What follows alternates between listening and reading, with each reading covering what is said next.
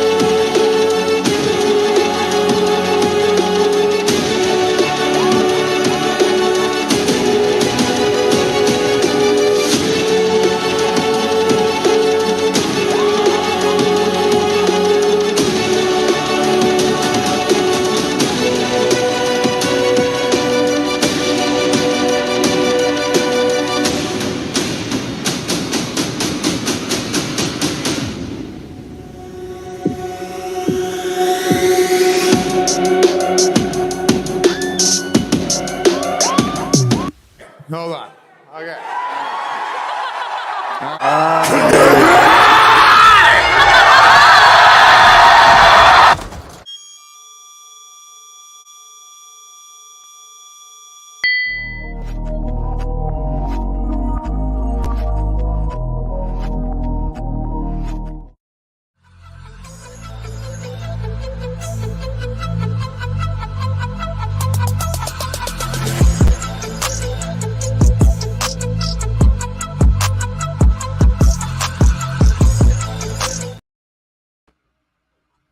Hey everyone, Jedi Mike here, and we're back with another video. Hope you guys can hear me. Hope you guys having a good rest of your day. Here with my co-host today, Jay King. Jay King, how you doing, man? Doing good. Yeah, y'all. This is gonna be our Monday show. As I said previously in the last stream, that until we try to have a consistent routine, we'll be having a Monday show and a Saturday show. Mondays will be just with me and Jay King. The Saturdays will be myself or anybody I invite as a co-host or whatever. And we just go over different topics and stuff. As you see the title of the video, we're gonna be going over the new upcoming episode of AHSOKA. We recently briefly talked about it this past Saturday, but we're going to be talking about just some of our predictions of what to look forward to in the coming episodes, because we got three left before we see the end of this first season, hopefully more, of AHSOKA. But Jay King, before I'm gonna get into more speculation, just want to get into what was your thoughts on Ahsoka, the last few episodes? Because it's been a minute since we got your thoughts on that. Yeah, where did we last talked episode 1 and 2, and so far there's been there's been like 3 episodes passed after that, right? Oh, we talked. Yeah. But Yeah. basically, the last two. It's just the last two. Oh yeah, last year, never mind. But yeah, so this has been amazing. So last time we talked, last time we talked was episode 2, if I am correct. So it's like, you know, the past episodes after that were pretty good. They weren't anything super special, but they were pretty good. But this past week's episode, man, oh man, like this again. I understand that a lot of people are like, oh, I haven't watched Clone Wars or Rebels, so it's like I don't know. But it's like I understand that. But for the people who have seen Clone Wars and Rebels, we ate good this past week. We ate good with freaking Hayden Christensen returning as Anakin, the world between worlds, getting to see little Ahsoka, and just getting to see the Clone Wars in live action, getting to see live action Rex, and then just now being on that path to Peridia to stop Thrawn and find Ezra. We ate good. We are eating good, and I cannot wait for tomorrow's episode. And again, it's just great that we're also getting this prime time. Like I call this prime time Star Wars time. This is prime time peakness right now.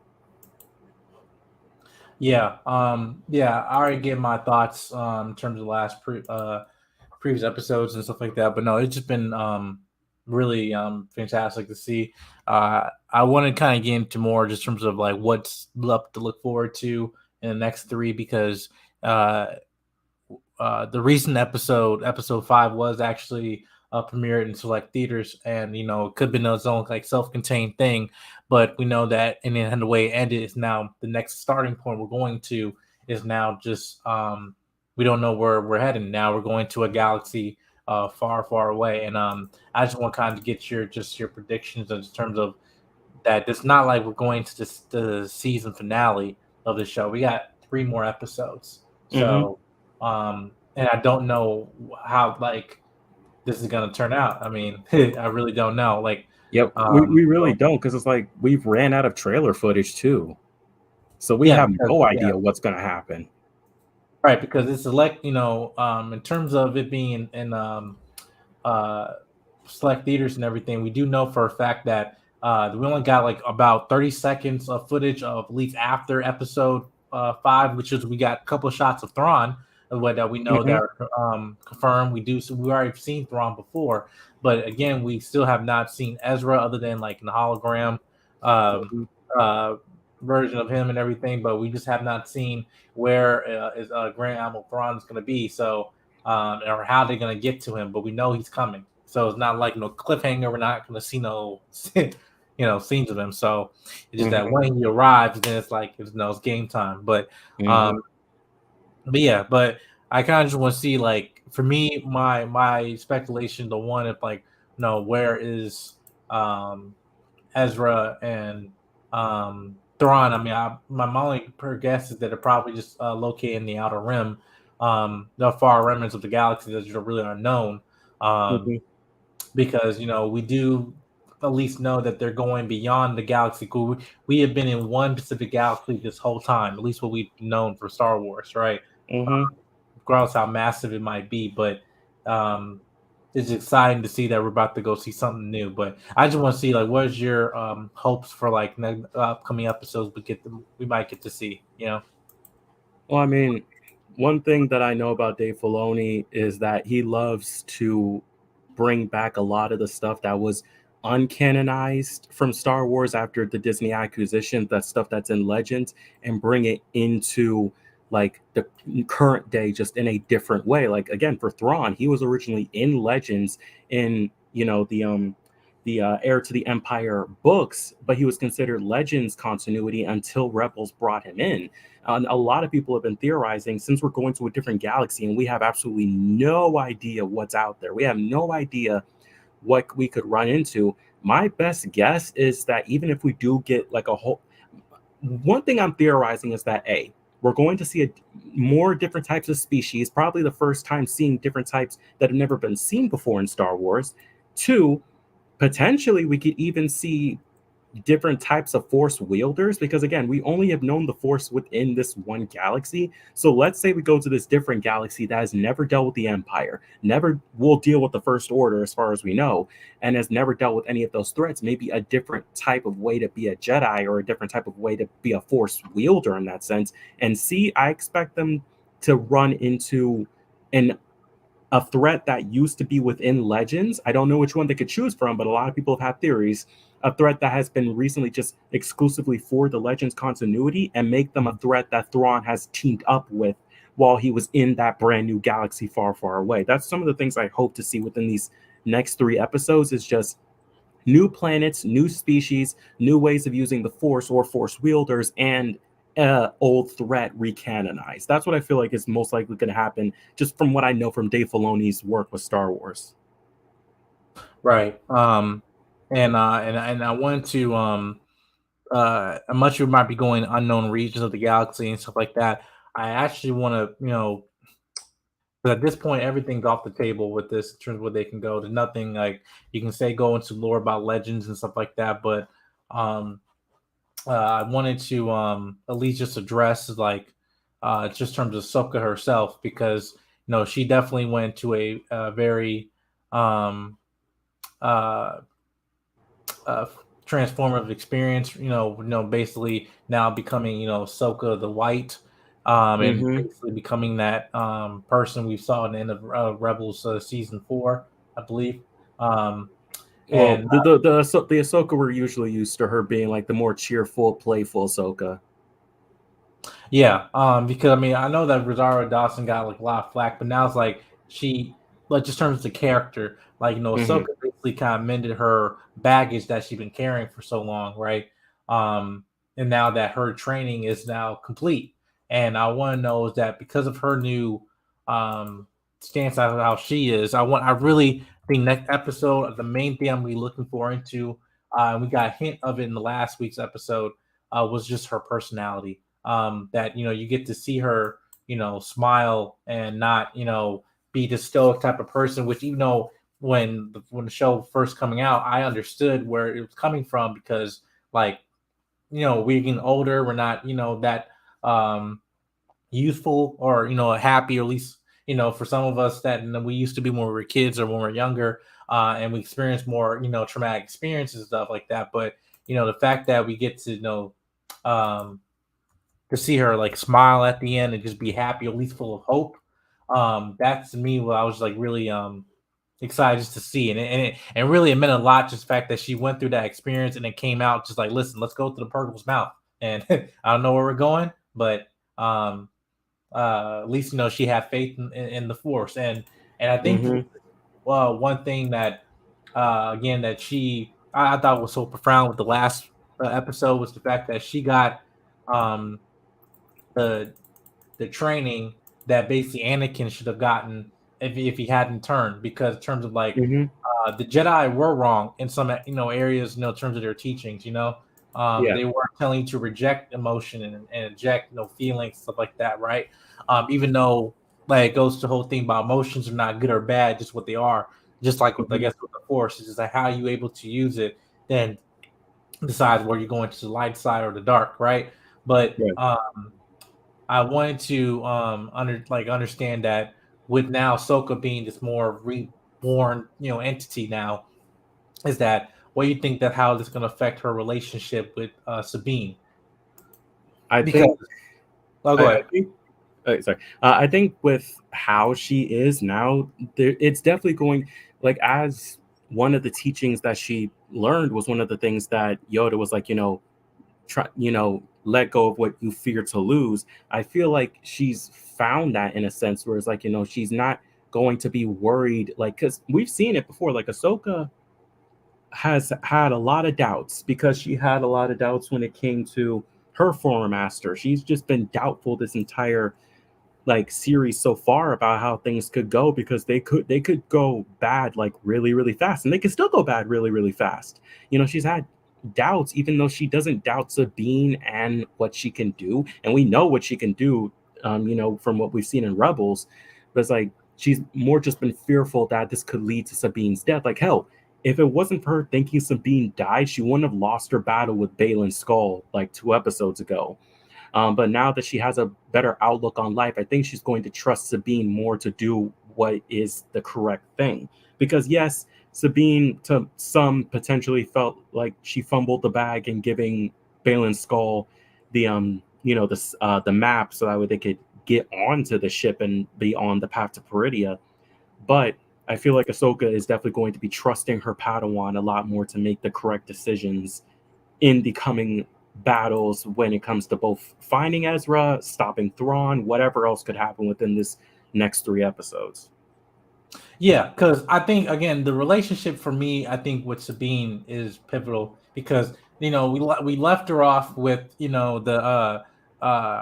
guess you could call her portrayal or her decision of giving the map to Balin Skull and it's a way that they can able to see she can able to see Ezra, but the decision the reason why she did it, I don't think wasn't sinister or anything. I think it made sense, and I think it was a strong character move. The fact that she did give it to him because Ezra Ezra's the only family that she has left, and now I feel like with this is like they have a great opportunity again to have Sabine go on in terms of this emotional journey and to a point where she actually have closure with Ezra, whether on a good or bad sense. At least that we have opportunity to do that. But again, it's like, listen, I was trying to find Ezra, and you didn't help me do that. And as a master, you failed me. And in the same instance that we feel that with Ahsoka, she felt that Anakin kind of failed her because he became Vader. And then or Obi-Wan failed Anakin. All these things that that happened. Sabine definitely feels that doubt. I mean, hell, remember she also mentioned that her family is dead, and one of the reasons for that is because Ahsoka didn't trust her. So, right, and again, I don't want this to be a missed opportunity because I do enjoy Sabine as a character because again the youthfulness of Rebels and all that stuff like that. I understand for the time that they were at, it made sense. But again, these are older characters, just like we are, and much more jaded. So then it's like I'm glad that they're not giving at least you're building up to that character in terms that we remember, even though now she's gone through situation and different experiences now. And almost had a lot like when we first found her in the beginning of the season. She just like let her hair grow and then really embrace being Mandalorian and all stuff like that. But again, I also think that this is an opportunity for her again when her arc is terms of her being a Jedi or not. Because I did like that when she was fighting Shin Hati. I like the fact that she didn't go and actually the whole Obi-Wan Kenobi at the end of the season 1 of him raising the rocks and all stuff, but he couldn't lift a thing, right? That's just go from like level 1 to level 1,000 out of nowhere. Right. And then when she's saying like, "Oh, you have no power," but she needs to go back to her ties, to being a Mandalorian. That's who she is. And I think again, it's more. I don't feel like that her becoming a Jedi and whether that story beat is being forced or not. I think is a good just character development because it is Ezra's lightsaber. And the reason why she's holding on to that because the only thing she has left of him. Right. So, I'm just saying, like, I don't know. That's me. I just think that that's like opportunity for her. Like, guess when she able to come in terms with Ezra, will like maybe her powers or the Force might be awakened stronger within her or not, or again, or she want to pursue the path of becoming a Jedi, or she want like saying, "Hey, this isn't for me. This is for Ezra. I'm a Jedi. I'm a Mandalorian. Like my family, or whatever she chooses, like Jedi, Mandalorian, or something different entirely." Yeah. Now I want to get into there were a couple of things I want to address. Like we'll start building off to people, but there were some theories that were debunked. Like for example, especially with this character Merrick. The one. Yes, he is not. He is not Ezra. He is not Star Killer. He is not anybody. He was just a random, like, either Night Brother or reanimated Jedi corpse. That's all he was. He wasn't Sam. He wasn't anybody. Right. And my thing is, this is a situation just equivalent to, hey, where's the aerospace engineer in WandaVision, right? I've been down this road before. I'm not going to be swayed and anything like that, like I was, when it came to, like our speculation became our expectation, right? Because in Yeah, many cases, let's not have this be Mephisto all over again. right? Because in many cases, it's just like, when people don't have expectations and stuff, and it doesn't go their way, a lot of them, they get emotional damage. right. So like they get butthurt about it, and they say, this show sucks. And I'm like, no. It's like, no, your expectations were not met. The show doesn't suck. You just were wrong. Right. And again, like this, we have seen was it animated or this type of Night Sister magic happen before with Darth Maul in the Clone Wars, right? So like we've seen this before, and basically bodies being reanimated in some form or fashion. But again, I don't think that it's just a big thing. Like, oh well, they have explained what Merrick is and everything like that. Like, no, they don't got to explain everything. Like, yeah, it's just like now again, like we're Star Wars fans. We have level of of intelligence and stuff like that. So we like to have things explained to us so we can explain to our friends and our brothers and sisters and all that stuff. Right now, I don't just want to be a cop out saying, "Oh well, Star Wars," and therefore, they'll explain later. Like, I just knew, just saying, from I saw the Dark Sister magic, like, oh, okay, he just reanimated that person and stuff like that. The call it there, but I mean, hell, they did that before. That happened to Darth Maul's brother before. So, right. So it's like, and now, even though that she's, I think, one of the last of her clan, or at least the Night Sisters. the last few that we know of that are still right, exactly. unless a certain someone is still around after the games, but who knows? Right, because I want to know. I mean, how bigger they're gonna go with this, because like I think that's just a seed that I'm gonna hit another opportunity, to explore this storyline. Because again, like you see this type of Night Sister in Jedi Survivor and Jedi Fallen Order. We've seen this before. Oh, I didn't share it right here. Yeah, so like we've seen this before. This Night Sister having this green magic and stuff, and they're like known as the witches of Dathomir, right? So again, there can be opportunity for them to explore that. I don't know, but yeah, I just think that was a piece where I'm not so too heavy-handed on. Like, there might be a plot hole, and they don't explain that later on. But again, we kind of need to understand the more darker natures of the Night Sisters. In the Night Sisters, forgot her name. What's her name? What's her name? I'm losing from it. the game. Which one? Her. Morgan Elsbeth, I think. Morgan Elsbeth. Okay, yeah. But yeah, I'm just saying, like, in terms of like what, because she has connection to Thrawn. Like, she's saying she hears them. She feels them through another galaxy. What do you mean by that? Through space and time. She's hearing him through space and time. What does that mean? He's leaving breadcrumbs to find him. Right. So I don't know what that means, but yeah. So I don't know. I just think that I'm like, hopefully they take an opportunity to explain that.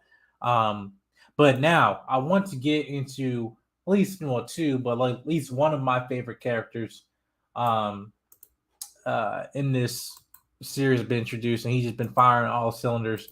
That's Balin Skull, right? Because he has a level of not honorability, but just like he's on a mission, like for power. Again, that's tied to the lightsaber orange color that is reminiscent to the feeling or entity of power, right? Power, yeah. So and for me, he has just been knocking on all cylinders. Again, rest in peace to him. But like, I wish he was here to actually receive the praises of this role because he's been in many different roles. He was Punisher. He played one of the what was it, the Thor's friends? I forgot what was it. The 3. Warrior 3 and stuff like that. So yeah, and he's been had his long career playing characters and stuff like that. But to me, I mean, I really just enjoyed his performance. That it's kind of giving this more of this like Chow Wolf type of personality, especially with his apprentice Shinhati, right? And but again, he's saying that he actually or seduce Sabine in the Force, whatever, able to read her mind and able to convey, listen, I know what you want. You want Ezra Bridger, and I can give it to you, and I promise you, no harm will come to you. And and he kept that promise. Now we'll see, but he never. The one thing he's never been a liar. Like even then, he didn't want to kill Ahsoka. He said, "It'd just be a shame if I have to, there are only There's very only few so few Jedi left." Yeah. Right. So there's a motive behind them, and I want to understand like what is that. And again, I actually thought this was a really cool scene when he destroyed the map. The map and everything right here. That was a cool scene.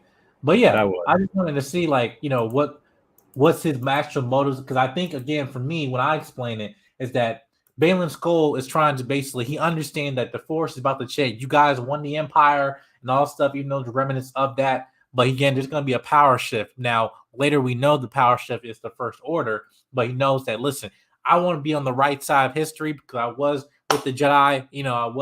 I do remember Anakin Skywalker and also like that and the Jedi Purge. And now I want to be on the right side of history, the side of power, and not to seek and kill and destroy, the Jedi. He's like, no, I just want to be a side of power. And now with Shinhati, it's kind of a little bit one note with her character, just because she's just following orders and stuff like that. Definitely has a rivalry with Sabine.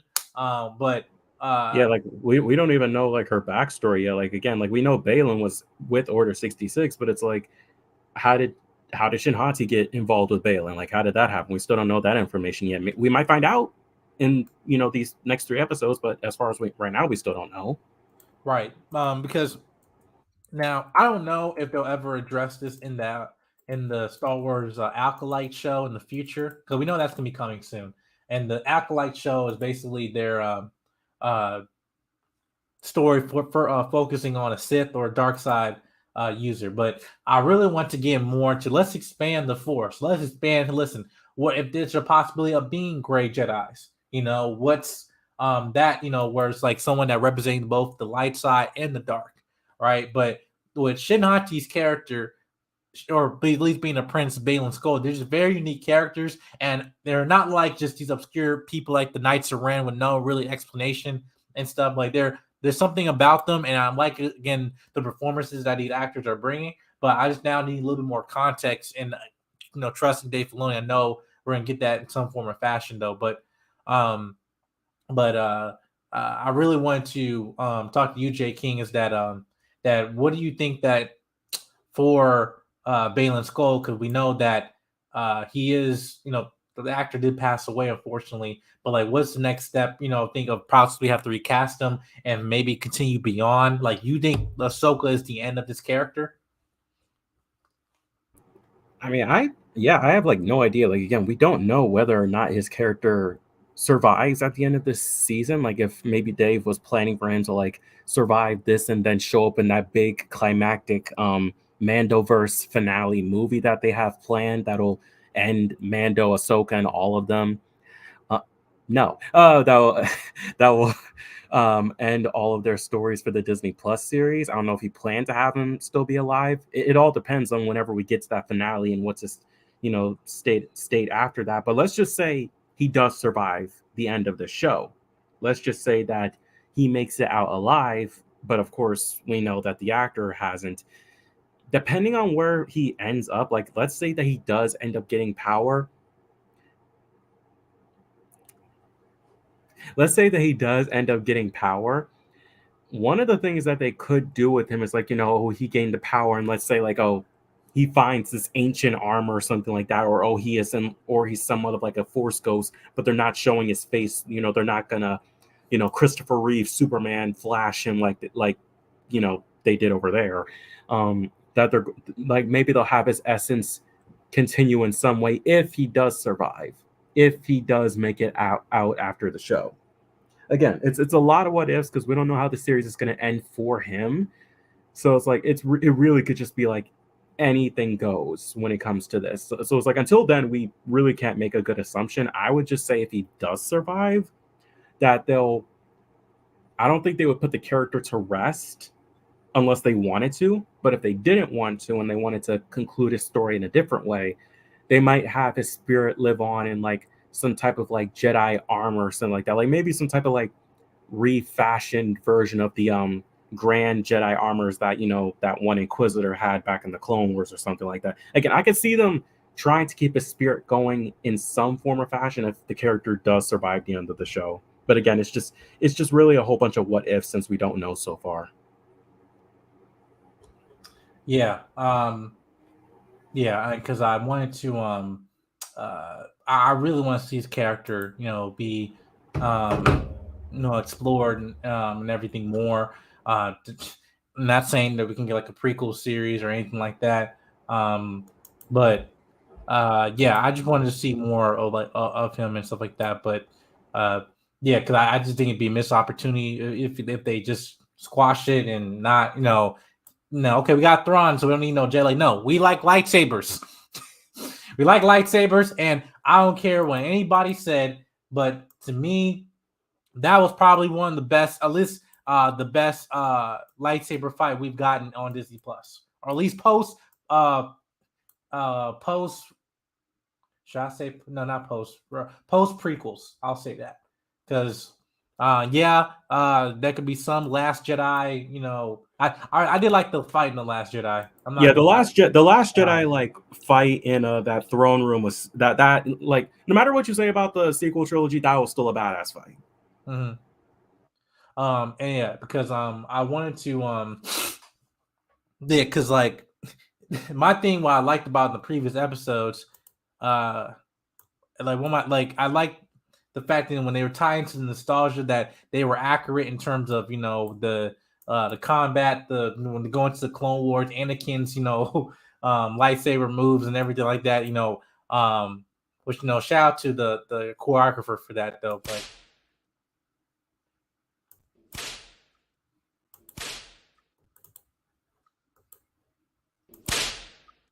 You have to chat.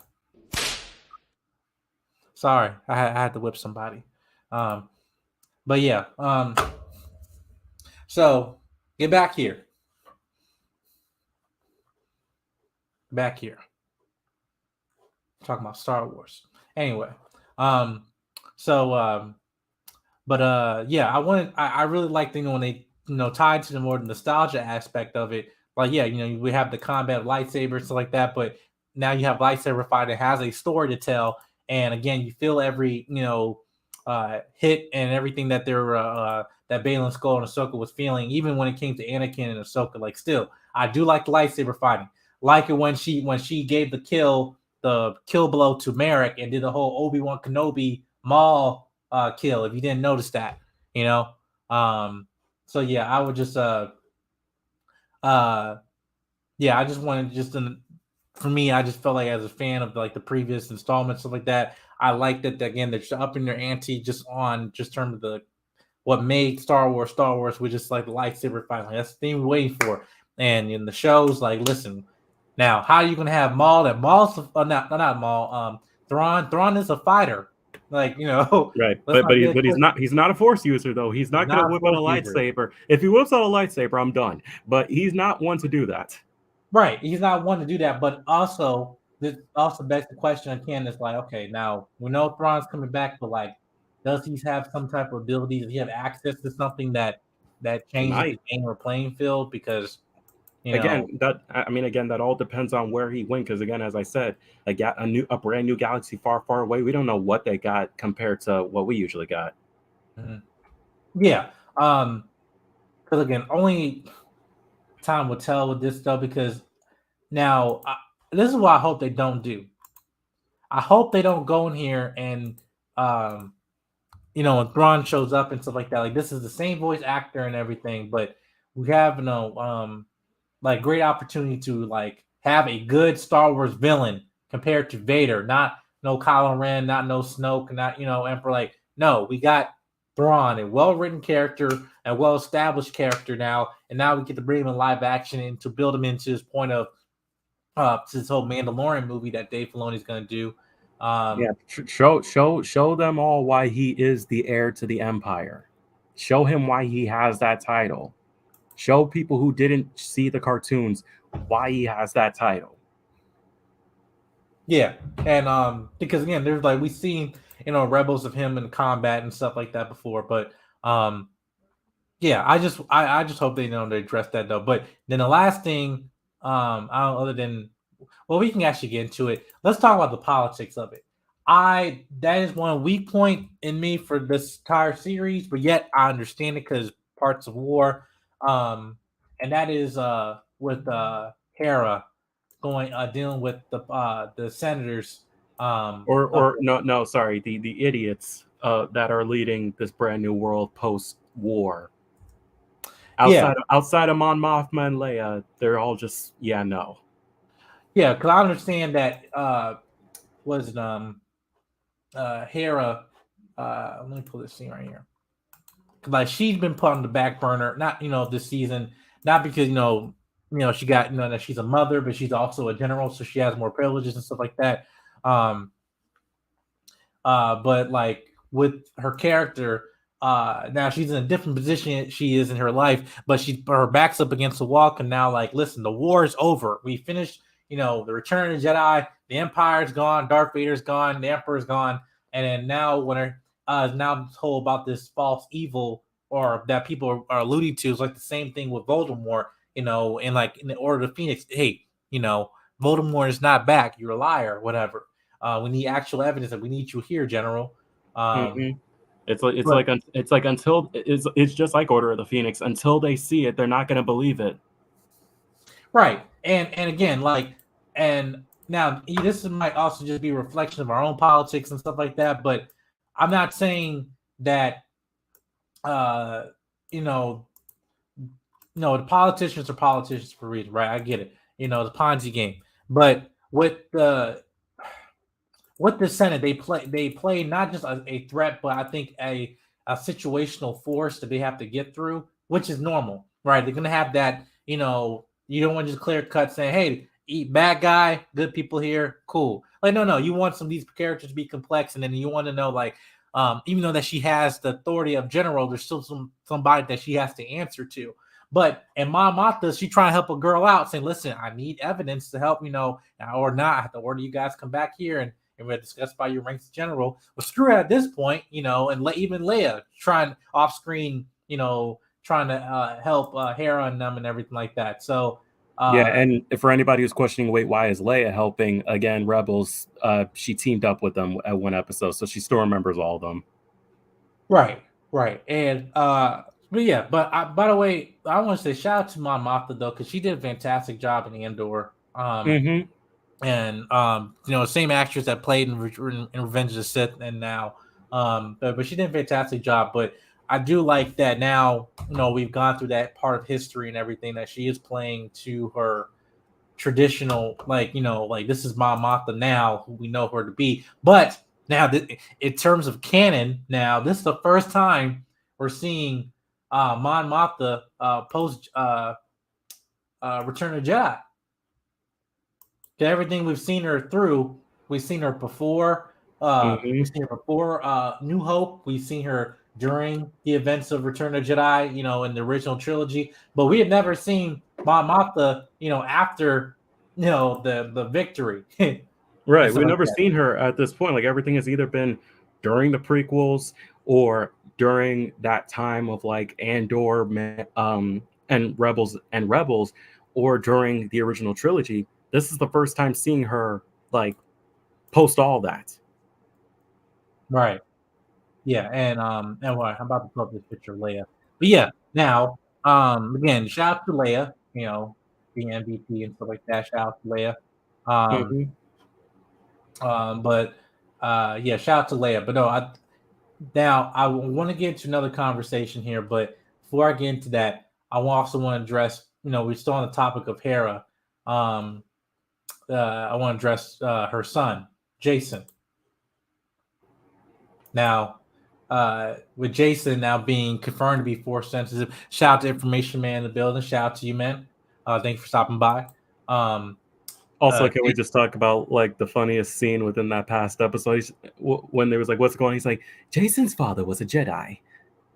Yeah, okay. Okay. Yeah, that was funny. I was like, I liked it, but because like I was watching my wife, she's like, okay, like yeah, exactly, okay. That's literally the reaction of everyone who has not seen Clone Wars or Rebels. Yeah. So and also I forgot the pilot's name. He's from the Phoenix Squadron. But shout out to him. I'm calling him Uncle Iroh because he's gonna play Uncle Iroh.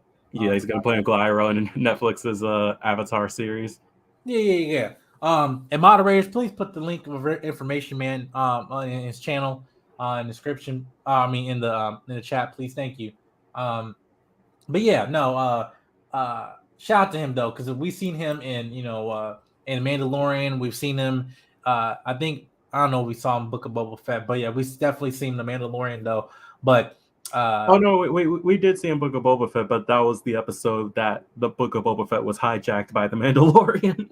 Basically, right. So, but yeah, I want to talk about the son here, Jason. Now, those of you guys do not know, Jason is the son of character Kanan Jarrus, who died, who was the master, or Caleb Dune.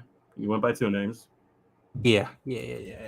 But he was the master of Ezra Bridger. But now, and at the end of that series, we find out that Hera had a child with him, and his name is Jason. He had green hair, and the last time we saw him animated until now, but this is him. He was the one that was able to detect that AHSOKA and Anakin were fighting in the world between worlds, and everything like that. And basically, he has a scene with what's the droid's name? Which one? The one that we've been following, or the one from Rebels? No, the droid's name, not Chopper. The Jedi train. Jesus Christ.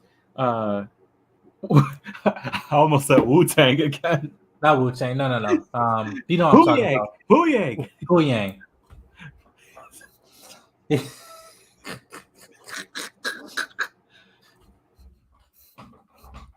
Listen, you remember the Dave Chappelle show?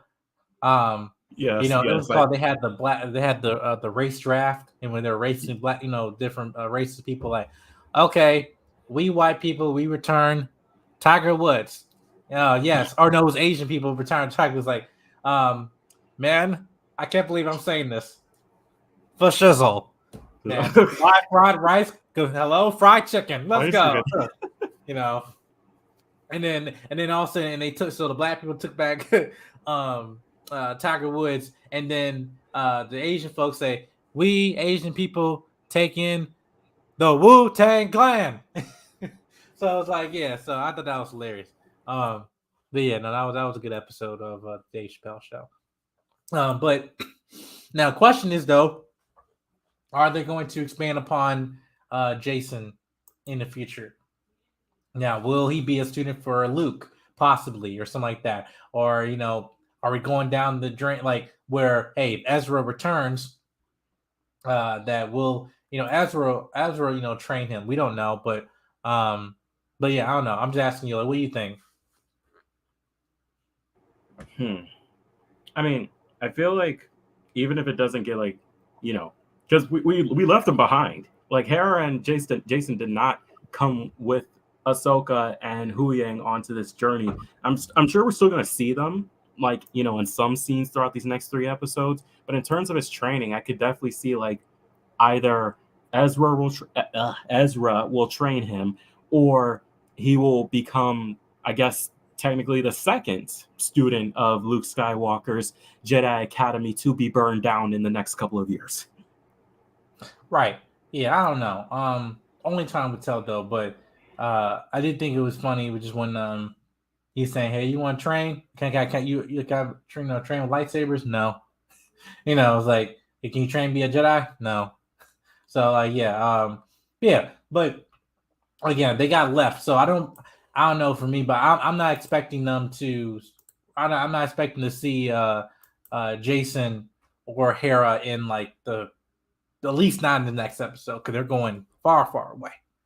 I think if anything, there just could be a situation where Hera might get deranked, or something like that. But that's not, again, that's not I saying. mean, I mean, potentially. I mean, I think that all those people that saw all those Purgle fly away will very much say, okay, maybe she was onto something. So cool your jets on trying to get rid of her.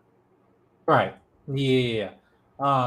Yeah, but with that now I want to go back to again the big main event we had in the last episode, which was Anakin. Now, You look old. by the way, most of y'all are guys complaining about how he looks, though. He looks fantastic. Exactly. Compared to what he was in Obi-Wan Kenobi, it was a neck for me in Obi-Wan Kenobi. I didn't like that. Yeah. But other than that, like he was fine. But the question was that actually, I we do know now, but was that Anakin Skywalker? What was he? Was he a Force ghost? And how did she get into the world between worlds? How? Well, you want me to you want me to say something? Yeah, go ahead. Okay, well, I mean, wait, was that actually confirmed what it was? What that? Well, I mean, this definitely is the world between worlds, but it just I mean, yeah, like it is the world between worlds, but it's like the way I see it of how she got in. There's one of a few ways. One, that even though the place that again she fell from, was a shrine built by the Night Sisters. Who knows? Maybe on top of that, it actually, in all honesty, used to be like some sort of like Jedi spot, I don't know, like a what is that meditation, like whatever it was Grogu was on in season 2 when he was calling out for a Jedi. Maybe it was something similar to that, or just a place strongly connected to the Force, like the old Jedi Temple on the Thal back in Rebels, the first time we got into the world between worlds. Because again, like maybe the water under there, like maybe how like Ezra going through the rock portal got him into the world between worlds. Maybe it was like a similar portal under the water that she eventually found after drowning for like a little bit. That's how I see her getting in there. Otherwise, the other way I could see it is that when she burned her hand on the map, maybe somehow that has something to do with it. Again, I say most likely it's the place had a high, strong connection to the Force, which is how she was able to get into the world between worlds in this instance. But Yeah. as for Anakin, I definitely say that was Anakin, but I think it was Anakin very much being like, okay, I'm literally looking at my Padawan from beyond. I'm literally beyond the grave, looking at my Padawan, like going, like not being the person that I know that she is. I think it's time for me to step in, and I think it is him, or if anything, it's her perception of him manifested from like all of her feelings that she's had since Order 66 and since finding out he was Darth Vader during Rebels. It's either him or her perception of him manifested within the world between worlds. Though I feel like it 100% is Anakin Force Ghost in a sense, but because again, there's still a lot about the world between worlds we don't know about. So it could just be his Force Ghost manifested into somewhat of a physical body. Yeah, because I think it was Anakin. I don't know how she fell in there, and I think Dave Filoni would probably explain that. But to me, what I thought was that was Anakin, but he was representing balance. Is that he wasn't that he's now in the position of the father of the Morris gods. In this situation, hold on, let me actually bring imagery here. So you guys I can help y'all explain this. Man, damn it. Let me get the screen bigger. There we go. Hopefully you guys can see this. And boom. Yeah. So you can see here, this is imagery from the Clone Wars of the Morris gods and everything. You see the father and the brother and daughter. Yeah, so I think the reason why now Anakin is where he is now because he's now representing the father. Because he was supposed to replace him, the bat representing balance. Yeah, that's another thing. A lot of people thought he was going to be representing the sun, like the dark side of the Force, since the sun was the one that kind of spoiled for him. He was going to become Darth Vader before those memories were erased. But yeah, I definitely say it is the father, which again, representative of the balance in between. So it's like both good and evil, Yeah. which would So make sense. yeah. But either way, I mean, I think they'll explain how, like, finally, I don't know if it was the right creative decision for Hera to actually hear Anakin and Ahsoka. I don't know how you felt about that, but I thought that was like, okay, how fluid are we making this thing, making the Force? I I understand mean, I understand the Force in all of us, but like, again, as you said it, like, and even as Ahsoka said it, the Force flows through pretty much every single being. Plus, I think her time being with Kanan and then her time being with her son has definitely given her different perspectives. And I mean, she's witnessed a lot. She's witnessed a lot within, because again, within Rebels, and then the fact that we know that she was fighting with the rebellion during the events of the original trilogy. She's seen a lot. So it's like it doesn't like completely mess with my mind the fact that maybe she could slightly hear the lightsabers again. And again, as I said, I feel like this place has a strong connection to the Force because of the fact that Ahsoka found her way into the world between worlds. Again, much like the Lothal Temple of how Ezra got in there. So I think it's just her experience and where they are that helped out. right? Yeah. I mean, with all that being said, I'm just like um happy that we got, in terms of that storyline in here. But now this leads to another point. We talk about Thrawn, the heir to Empire storyline and stuff like that.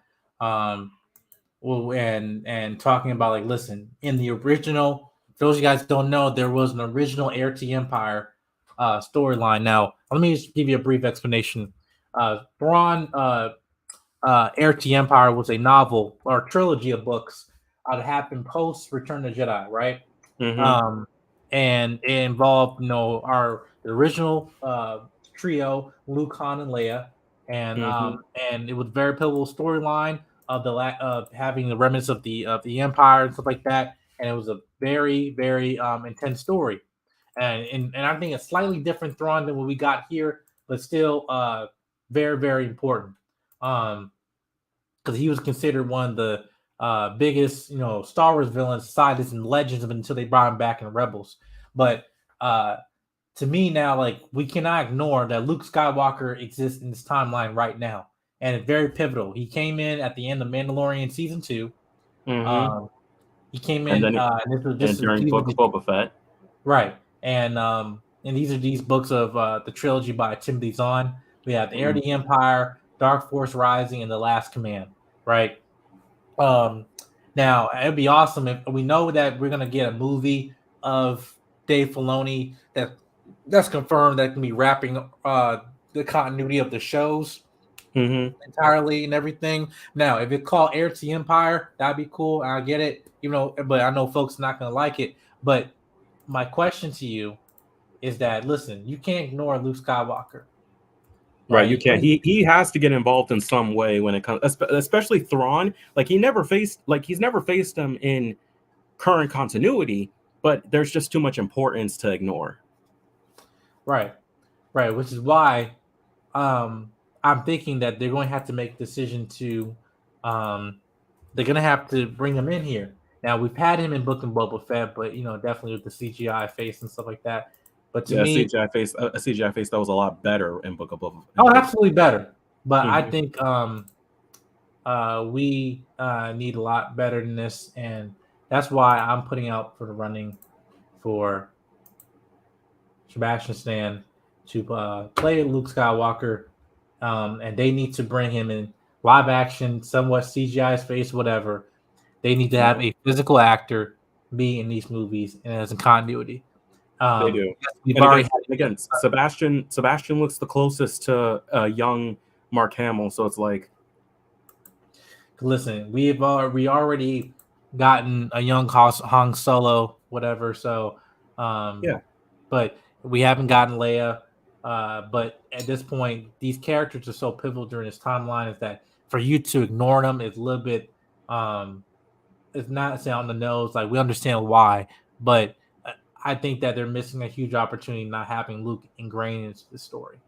Right. And And before anyone says like, oh well, Sebastian, like look, it's been at this point in the continuity, it has been a good chunk of years since Return of the Jedi. So I think it's time for Luke to start looking a little bit older, not older like he does in the sequel trilogy, but just a little bit older. yeah, also wear some different clothes. Like I understand that black, suit and everything there, but just like that's all you got? Come on. Even in the video game, it's the same damn like long sleeves, black sleeves and some tight ass black pants and stuff like that, Like hey, I get that like Han Solo still has that one jacket, but at least he changes his fit. Right.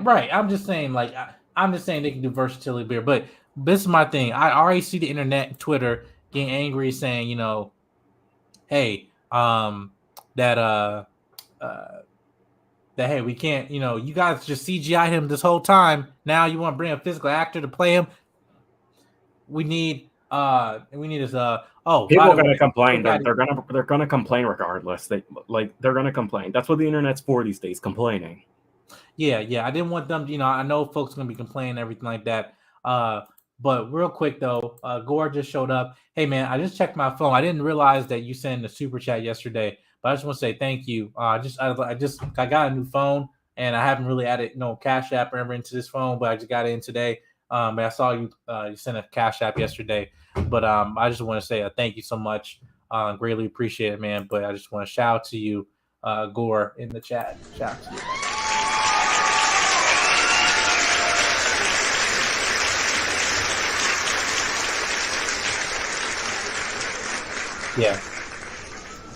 Yeah. Thank you so much, man. Appreciate it. And definitely do not take that for granted whatsoever. Man.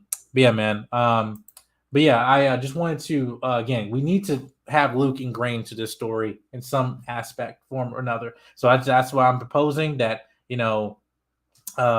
we get Sebastian standing here, and not okay. You gotta explain some story there. He can't just be, oh, I'm just working on my Jedi, academy in here on the side while we got Thrawn and the Empire coming back and all stuff. Like, no, it doesn't make no. Like at the like no, Ahsoka, you know where he is. Get him involved. You know where he is. And on top of that, I think this was just a fantastic moment to have Hayden Christensen and Ahsoka, together and everything. And now, hopefully, it'd be nice to see if we can, see Hayden or with his son Luke, or with Christian, Luke Skywalker with Anakin Skywalker together in some type of father-son type of, him being a Force ghost. So we even got a glimpse of it in the original trilogy, and definitely in the remastered version, of the remastered, they had switched out whoever they had for Anakin to Hayden Christensen, even though Obi-Wan and Yoda still look old as shit, but right. But yeah, I just think that's just a pivotal scene, because in the Book of Boba Fett, I really hated that show. I'm not even gonna lie, I really hated it. And the fact that Mandalorian hijacked that from us, that moment between Ahsoka and Luke, I just like that's I'll never forgive him for that. But I just think they literally we're like, okay, we're like 3 episodes in, but before we get to that finale, we need to set up some stuff. So Mando, it's your show again.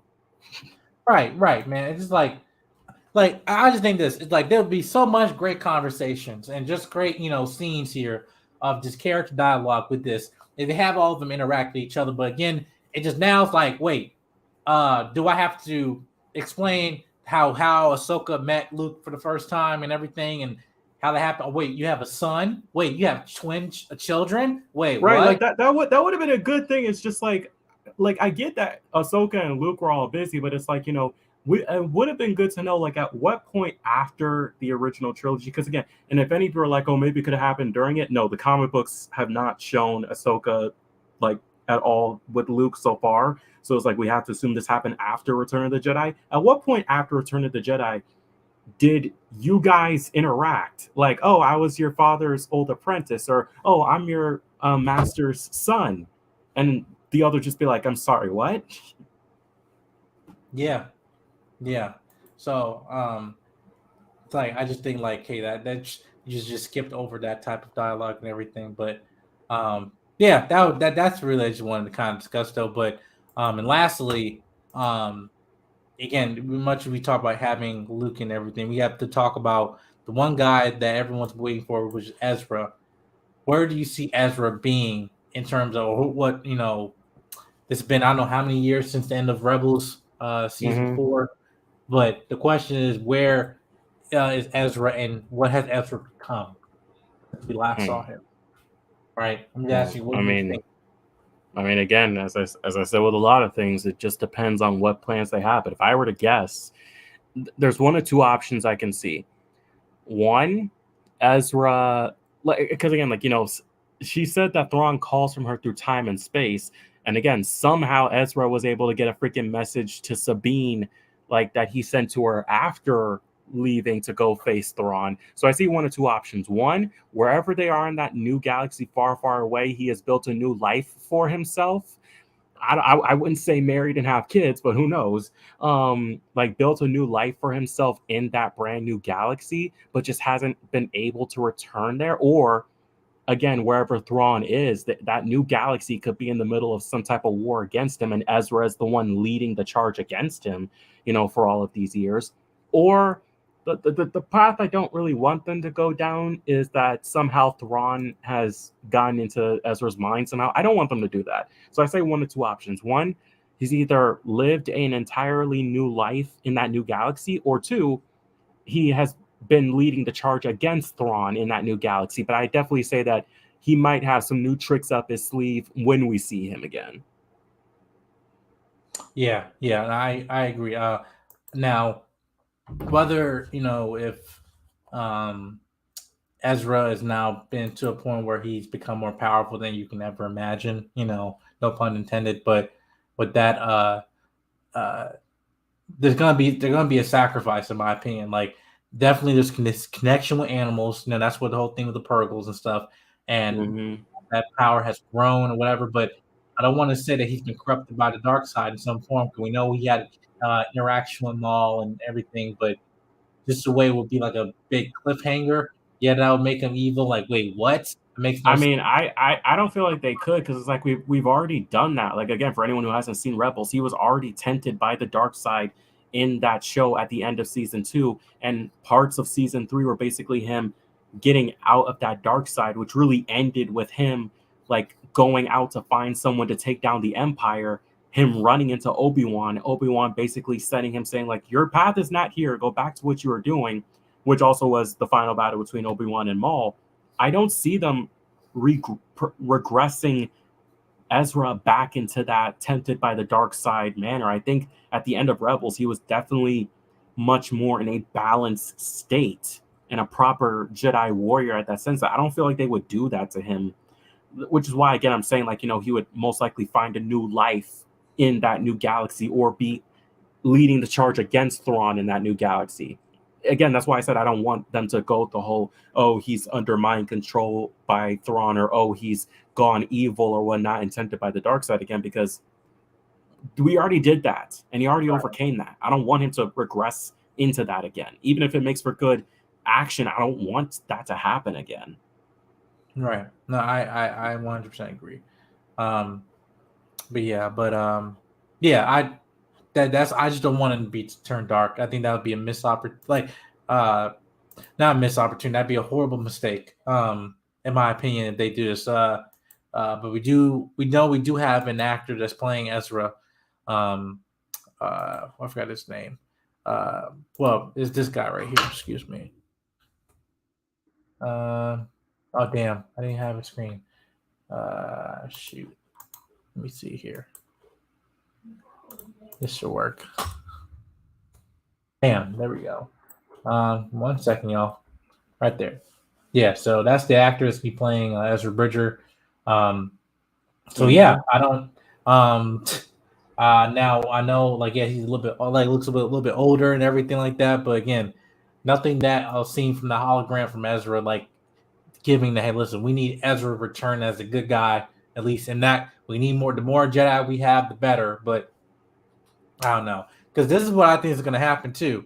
And I often know in the stream too is that I think we already seen the ending of this show, at least before, right? In the end of Rebels, right? Mm-hmm.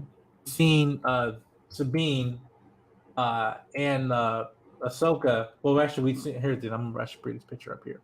Oh, I know you're going with this again, basically because like Ahsoka at the end of Rebels was in the white garbs of like, Ahsoka the White in that end, just with a staff, and for some reason in this show she's not that right now. That the end of Rebels was actually the end of this series. Yeah, because right here, let me see. Let me pull up here. I mean, I could see that, but at the same time, I don't know how I would feel about that. Because right here, see, I know the fact that this show pay attention to detail. There gotta be a reason. There gotta be a reason because here's the thing. This matches up. Mm-hmm. This matches up, right? But this doesn't match up. Like she's still Ahsoka the Grey. So what does that mean, right? So that's That my means only that she thing. chose. That means that she chose a different outfit that day. Listen, I don't know.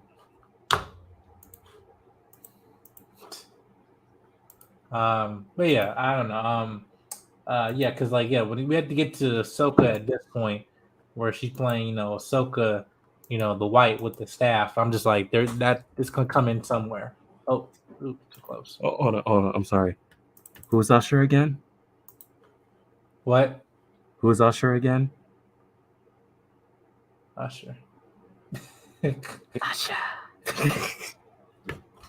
Watch this. Yeah. But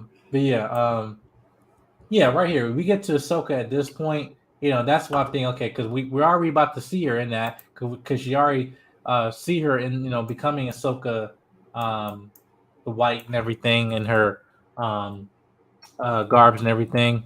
So it's like I don't know. I'm just like that. To me, I think there's gonna be a false scene there. Because then I think that ending is gonna be not her trying to pursue beginning of Ahsoka season 1. I think it's the end of Ahsoka season 1 because she's touching the mural, not as I want to go find Ezra. No, I'm saying goodbye to him.